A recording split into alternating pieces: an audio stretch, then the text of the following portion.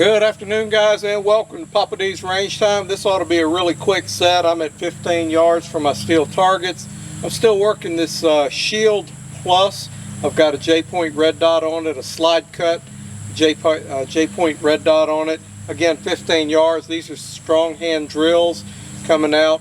If I'm shooting pretty well, I may take it to a reload. If I'm not hitting any, I'll take and dog it off. Anyway, let's see what we can do.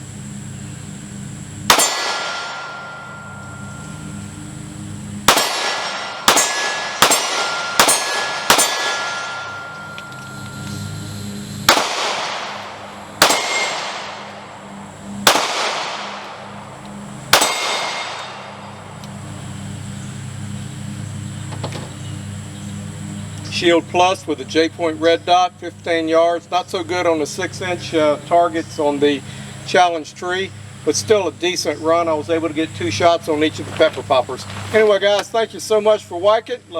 Thank you so much for watching, and I will see you down the road on the next video.